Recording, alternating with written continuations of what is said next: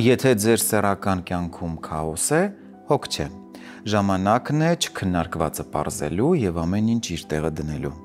Խոսելու ենք չափազանց շատ հետաքրքրություն ներկայացնող մի թեմայի մասին, որը շատերին ծանոթ է անվանումով, բայց բովանդակությամբ անհայտ՝ սադոմազոխիզմ։ Վստահ եմ, որ շատերդ այս բառը լսելիս իհարկե ավելի շատ պատկերացնում եք բառի սադիստական նշանակությունը, չպատկերացնելով, որ իրականում սրանք երկու տարբեր, իրարից բևեռայնորեն տարբերվող սեռական շեղումներ են։ Այո, խոսքը սեռական շեղումների մասին է, որովհետև իրականում թե սադիզմը, թե մազոխիզմը ժամանակակից սեքսոլոգիայում դիտվում են որպես սեռական շեղումներ, որոնք կոչվում են պարաֆիլիաներ։ Պարաֆիլիա նշանակում է սիրելու, գրգռվելու, բավարարվելու այլընտրանքային ոչ ընդունված, ոչ ավանդական տարբերակ։ Հիմա եկեք մանրամասնենք, թե որը ինչ է նշանակում։ Սադիզմը սեռական գրգռման եւ բավարարման տարբերակ է, որի դեպքում անձը սեռական հաճույքի է հասնում դիմացինին նվաստացնելով եւ ցավ պատճառելով։ Իսկ մազոխիզմը սրա ծայրահեղորեն հակառակ տարբերակն է, որի դեպքում անձը սեռական հաճույք եւ բավարարվածություն է ստանում, երբ իրեն են նվաստացնում եւ սեռական ցավ պատճառում։ Իրականում, իհարկե, երկուսի դեպքում էլ կան առանձին պատճառներ, որոնց մասին մենք կխոսենք, որովհետև ամեն մեկն էլ ունի իր առանձին խումբը պատճառների, պարզապես մենք առօրյայում միասնականորեն անվանում ենք երևույթը սադոմազոխիզմ։ Իրականում, եթե փորձենք վերլուծենք, անձի մեջ որպես կանոն գերակշռում է մի ուղղությունը, կամ սադիստական հակումները, կամ մազոխիստական։ Իհարկե չի բացառվում, որ անձը ինչ որ տոկոսային չափաբաժնով ունենա նաև մյուսից էլ, բայց որպես կանոն իհարկե գերակշռում է մեկը, կամ ավելի շատ սադիստական հակումներ, կամ ավելի շատ մազոխիստական։ Պարզապես առօրյայում ընդունված է երևույթը անվանել մեկ տերմինով սադոմազոխիզմ եւ շատ հաճախ նույնիսկ խոսքում, երբ փորձում են նկարագրել ինչ-որ մեկի ագրեսիվ վարքագիծը, ասում են սադոմազոխիստական քայլեր է արել կամ սադոմազոխիստական դրսևորումներ ունի, նկատի ունենալով նրա ագրեսիվ վարքագիծը, բայց ինչպես արդեն ասեցինք, դրանք երկու բևեռայնորեն տարբեր երևույթներ են։ Պատմականորեն իհարկե պետք է նշել, որ երևույթին առաջին անգամ անդրադարձել է Կրաֆտ Էբինգը, ով իր աշխատություններում մանրամասն անդրադարձել է սադոմազոխիզմին, առանձին նկարագրելով սադիզմը եւ առանձին մազոխիզմը։ Նա իր Մուշտակո-Վեներան վեպում մանրամասնորեն նկարագրում էր քրիստոնյաների տանջանքները, որոնք հասնում են տենդային վիճակի եւ նույնիսկ իրենց երևակայություններում դրանից հաճույք էին ստանում։ Հեղինակը դա նկարագրում էր եւ հետո նաեւ նշում, որ նմանատիպ տանջանքների արդյունքում հերոսները հաճույք էին ստանում եւ հենց այդ վեպից էլ երևույթը ստացել է համապատասխան անվանումը մազոխիզմ։ Իհարկե,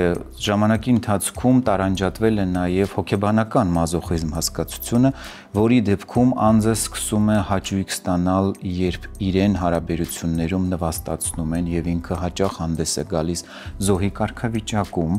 իսկ դրանից հետո էլ արդեն Կրաֆտ Էբինգը իր աշխատություններում սկսում է նկարագրել սեռական մազոխիզմը, որի պարագայում անձը սկսում է հաճույք ստանալ ոչ միայն հոգեբանական նվաստացումից, այլ նաև անկողնում ցավ զգալուց։ Ինչ վերաբերում է սադիզմին, ապա երևույթը իր անվանումը ստացել է ֆրանսիացի գրող եւ փիլիսոփա Մարկիս դե Սադի աշխատությունների շնորհիվ։ Ինչպես հայտնի է, Մարկիս դե Սադը իր երևակայություններում միշտ զգում էր ցանկություն դիմացինին ցավ պատճառելու եւ նվաստացնելու։ Իր սեռական ֆանտազիաները նա փորձում էր կիրառել սկզբում մարմնավաճառների հետ շփման ժամանակ, իսկ այնուհետև երեխաների։ Դա է պատճառը, որ ինքը կյանքի մի մասը անցկացրել Բաստիլիայում, իսկ հետո նաեւ հոգեբուժարանում եւ իր բոլոր սեռական երևակայությունները ինքը նկարագրել է իր աշխատություններում, մասնավորապես Ժուստինա եւ Սոդոմի 120 օրերը վեպերում։ Ինչպես արդեն հասկացաք, երևույթը բավականին հին է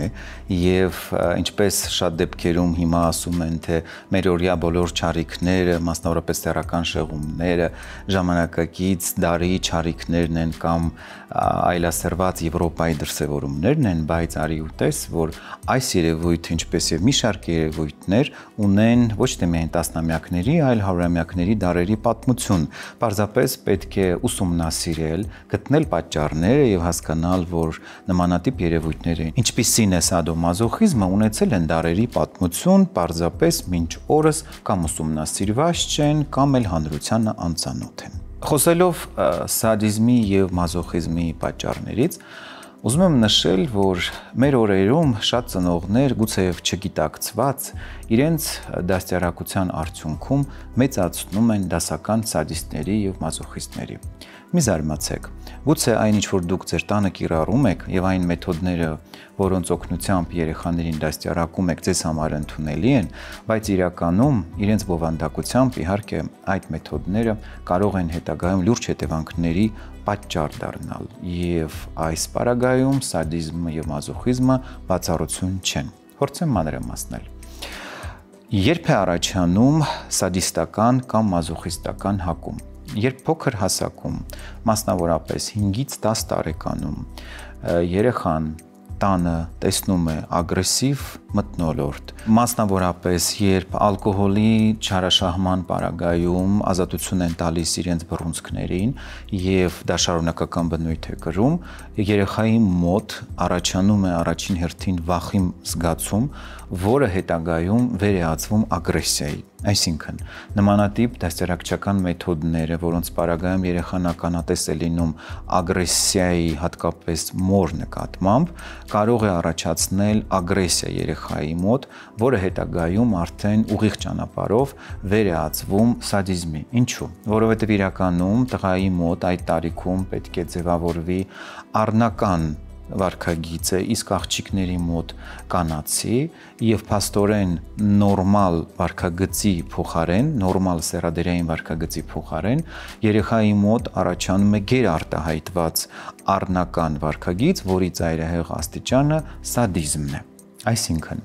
ինքը այդ ագրեսիան սկսում է դրսևորել հետագայում իր հասակակիցների հետ շփվելիս, մասնավորապես փորձում է ընկերներին ցավացնել կամ ագրեսիա է դրսևորում հասարակ շփման ժամանակ, իսկ հետագայում արդեն միջանձնային հարաբերություններում հոգեբանական սադիզմը վերածվում սեռական սադիզմի, որի պարագայում ինքը պարտադիր պետք է անկողնային հարաբերության ժամանակ դիմացինին ցավ պատճառի։ Սրա հակառակ պատկերն է մազոխիզմը, երբ երեխայի ներկայությամբ ոչ թե միայն կոնկրետ կոնֆլիկտ է լինում եւ հայրը փորձում է նման ձևով խնդիրները լուծել կամ ձեռք է բարձրացնում մոր վրա, այլ երբ երեխային են նման կերպ դաստիարակում եւ իրեն են ծեծի ենթարկում։ Ուժը փաստորեն ոչ մի դեպքում ողջունելի մեթոդ չի եւ միայն կարող է խնդիրներ ստեղծել, իսկ այս պարագայում ճնշվում է երեխայի եսը եւ փաստորեն դարձյալ խախտվում է նրա սեռադերային վարքագծի ձևավորումը եւ հենց գրականության, ժամանակակից գրականության տվյալներով էլ թե սադիզմը, թե մազոխիզմը կոչվում են սեռադերային վարքագծի խանգարում, որովհետև նորմալ սեռադերային վարքագծի փոխարեն նրանց մոտ այն խանգարվում է եւ այս պարագայում արդեն ընկճվում է նրա եսը եւ ինքը սկսում է անընդհատ այդ վախից հաճույք ստանալ, հարմարվել եւ փորձել պարբերաբար այդ իրավիճակը պատկերացնելով եւ հիշելով վախը, այդ ամենը վերապրել, որը հետագայում վերածվում արդեն հաճույքի։ Վերածվելով հոգեբանական մազոխիզմի, նման մարդիկ որպես կանոն միշտ նախընտրում են լինել զոհի կարգավիճակում, հարաբերություններում միշտ լինում են տուժողի կարգավիճակում, հարմարվող են, երբեք չեն փորձում լուծել խնդիրը, կամ էլ լուծում են խնդիրը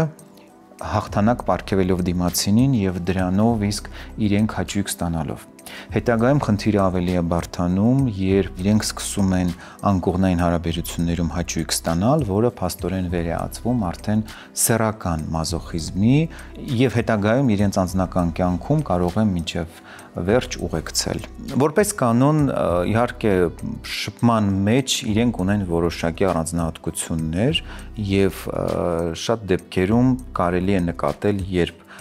փորձում են անընդհատ լինել իշխողի դերում, փորձում են դիմացինին նվաստացնել, շփման մեջ արտահայտված ագրեսիա կա։ Ագրեսիան, որպես կանոն, առաջին ծիծեռնակն է, որը պետք է մտահոգի։ Ագրեսիվ վարքագիծը, երբ արդեն անցնում է թույլատրելի սահմանները եւ հարաբերություններում արդեն սկսում է գերակշռել, սա արդեն մտահոգության առիթ է դառնում, որովհետեւ այն հետո սկսում է արդեն դառնալ սովորական երևույթ եւ սկսում է տարածվել ընկերական շրջապատում, միջանձնային հարաբերությունում, ինչպես նաեւ անկողնում։ Նույնը նաեւ մազոխիզմի պարագայում, երբ արդեն անձը անկախ սեռից, իդեպ պետք է նշել, որ թե սադիզմը, թե մազոխիզմը հավասարապես հասու է եւ տղամարդկանց եւ կանանց, այսինքն շատերի մոտ կարող է տպավորություն ստեղծվել, թե սադիստ լինում են բացառապես տղամարդիկ, իսկ մազոխիստ կարող են լինել միայն կանայք, բայց արդեն հասկանալի է, որ ոչ։ Եվ շարունակելով միտքս նշեմ, որ նման դեպքերում մազոխիստ անձանց բնորոշ է հակառակ պատկերը, իրենք առօրյա հարաբերություններում նախընտրում են ավելի շատ իհարկե լինել նեղացողի կամ նվաստացողի կարգավիճակում եւ դա իրենց շատ շահեկան է։ Այսինքն, եթե մենք փորձենք տարբերակել սովորական իրավիճակներից, ապա սովորականի պարագայում անձը բնականաբար երբ տեսնում է ագրեսիվ վարքագիծ կամ երբ որ իրեն փորձում են նվաստացնել, ինքը բնականաբար դրանից հետևություններ է անում կամ արձագանքում է նրան։ Այս պարագայում արձագանք չկա, որովհետև իրենց համար դա չափազանց կարևոր է եւ բնականաբար հաճելի։ Եվ իդեպ ասեմ, միջանձնային հարաբերություններում, մասնավորապես սադիստների պարագայում, շատ կարևոր է, որ իրենց բոլոր դրսևորումները վարքային անպայման արձագանք գտնեն, այսինքն իրենք ինքնահաստատվում են, երբ իրենց ագրեսիան տեղ է հասնում եւ ամեն անգամ, երբ որ իրենց ագրեսիվ վարքագիծը տեղ է հասնում, դրանք հետո հաջորդ շփումներում ել ավելի են դոզան ավելացնում եւ նույնը նաեւ տեղի ունեն մանկողնային հարաբերություններում։ Եվ այս առումով մենք պետք է տարբերակում անցկացնենք նաեւ փսիխոպաթիաների միջեւ, որովհետեւ չափավոր, այսպես ասած, ագրեսիան անկողնային հարաբերություններում, որը չի բերում լուրջ հետևանքների տրավմաների,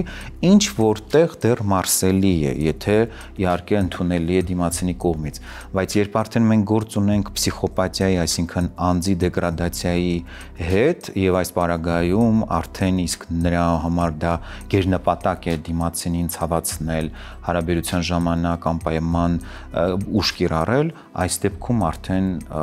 լուրջ մտահոգության առիթ ունենք։ Որպես կանոն զույգերի պարագայում չափավոր ուժի օգտագործումը կամ ինչպես մենք հաճախ ասում ենք կսմիթները անկողնային նորմայի մեջ են, եթե երկուսի համար էլ հաճելի են եւ դրանք խիստ տարբեր են, յուրաքանչյուր զույգ ինքն է ընտրում, թե կոնկրետ մարմնի որ մասերը ինչպես կարելի է նորմայից մի քիչ ավելի շոյել կամ թեկուզ ուժ կիրառել, կծել, գուցե եւ կսմթել եւ սա շատերի պարագայում նաեւ հաճույքի աղբյուր է, բայց այլ պատկեր է, երբ դա կիրառվում է դիմացինի կամքին հակառակ, օրինակ, երբ պարտադիր պետք է հարաբերության ժամանակ կապ կպել զուգընկերոջը եւ կոպտորեն հարաբերություն ունենալ, ցավացնելով նրան, վերջում նաեւ հարվածելով կամ ընթացքում հարվածներ հասցնելով նրա սեռական օրգաններին եւ ոչ միայն, ապա այս դեպքում մենք գործ ունենք արդեն անձի խանգարման փսիխոպաթիայի հետ եւ բնականաբար այս պարագայում արդեն լուրջ մտահոգության առիթ է ու բուժման կարիք կա։ Ցավը տանելի է, եթե այն չափավոր է, ցավը տանելի է, եթե այն չի անցնում թույլատրելի սահմանները եւ առավելույս չի վերածվում բռնության։ Եթե խնդիրը արդեն բացահայտվել է եւ զուգընկերներից մեկը, որպես կանոն կինը նկատում է, որ իր ընտրյալը ունի նման հակումներ եւ պարտադիր դրանք իրագործում է, ապա առաջին հերթին պետք է դրա մասին անկեղծորեն զրուցել, հասկանալ խնդրի լրջությունը եւ դիմել մասնագետի օգնությանը։ Ինչու՞։ Սեռական ֆանտազիաները խիստ տարբեր են լինում եւ եթե զուգընկերոջ սեռական ֆանտազիաներում կան սադիստական էլեմենտներ, որոնք իրագործելու համար նա պարտադիր կիրառում է ուժի էլեմենտները ընդ որում բռնության տեսքով, ապա նման հարաբերությունները դառնում են վտանգավոր եւ կարող է յուրաքանչյուր հարաբերություն փաստորեն ուղեկցվել բռնությամբ։ Նման պարագայում պետք է դիմել մասնագետի օգնությանը, հասկանալ խնդրի լրջությունը եւ ստանալ համապատասխան բուժօգնություն։ Խոսելով սադիստների եւ մազոխիստների սեռական խնդիրների ու խանգարումների մասին, պետք է նշեմ, որ մասնավորապես սադիստների պարագայում շատ դեպքերում նկատվում են սեռական խնդիրներ, մասնավորապես պոտենցիայի եւ ակտի տևողության հետ կապված։ Ինչու՞։ Սադիստները աչքի են ընկնում հատկապես իրենց արտահայտված վառ նյարդային ռեակցիաներով եւ սկզբնական շրջանում հարաբերությունների մեջ մտնելիս իրենք լինում են չափազանց լարված ու անհանգիստ, որը կարող է հանգեցնել թե պոտենցիայի խանգարման եւ թե վաղաժամ սերմնաժետքման։ Սակայն նմանատիպ երևույթներ կարող են նկատվել նաեւ այն տղամարդկանց մոտ, որոնք սեռական հարաբերություններում սիրում են կիրառել որոշակի տարրեր, ագրեսիվ վարքագծի, սեռական փաղաքշանքների եւ իրենց սեռական հարաբերություններում պարտադիր պետք է օգտագործեն կոպտության կամ ագրեսիայի էլեմենտներ։ Լինելով լարված եւ փորձելով այդ ագրեսիան դրսեւորել կամ ստանալ հաճույք, տղամարդը որպես կանոն կարող է կամ շուտ հասնել վաղաժամ սերմնաժետքման կամ ունենալ պոտենցիայի հետ կապված խնդիր։ Եթե այս կամ այն խնդիրը նկատվում է, ապա դա նույնպես իհարկե պետք է նկատի ունենալ, որովհետև խնդիրը կարող է խորացնել ագրեսիան եւ ավելի արտահայտիչ դարձնել այն։ Այս դեպքում օգնության կարող է հասնել մեր հաղորդման գործընկեր Հայսամ ընկերության Տադաֆորտ եւ Դապոքսետին դեղամիջոցները։ Տադաֆորտը ցուցված է սեռական թուլության, այսինքն պոտենցիայի խանգարման բուժման ժամանակ եւ ունի երկու դոզավորում՝ 5 եւ 20 միլիգրամ։ 5-ը նախատեսված է ամենօրյա օգտագործման համար, իսկ 20-ը պլանավորված սեռական հարաբերությունից առաջ։ Դեղամիջոցը աչքի է ընկնում իր արդյունավետությամբ եւ համապատասխան հետազոտություններ անցնելուց հետո, երբ բժիշկը նշանակում է դեղամիջոցը, այն իր արդյունավետությունը կարող է պահել մինչև 36 ժամ։ Դեղամիջոցը ունի հակացուցումներ, որոնց մասին պարտադիր պետք է ծանոթացի բուժող բժիշկը։ Դապոքսետինը նախատեսված է վաղաժամ սերմնաժետքման բուժման համար եւ ունի նույնպես երկու դոզավորում՝ 30 եւ 60։ Թե որ դոզավորումն է նախատեսվում բուժման ժամանակ, որոշում է բուժող բժիշկը կախված վաղաժամ սերմնաժետքման խորությունից եւ վաղեմությունից։ Դեղամիջոցը նշանակվում է կոնկրետ բուժման սխեմայում մնացած պրեպարատների հետ միասին եւ ունի բարձր արդյունավետություն, ինչպես շատ դեպքերում նշում են հենց պացիենտները, դեղամիջոցը արդեն իսկ առաջին ընդունումից հետո տալիս է իր արդյունավետությունը եւ սեռական ակտի տևողությունը զգալիորեն երկարում է։ Իհարկե,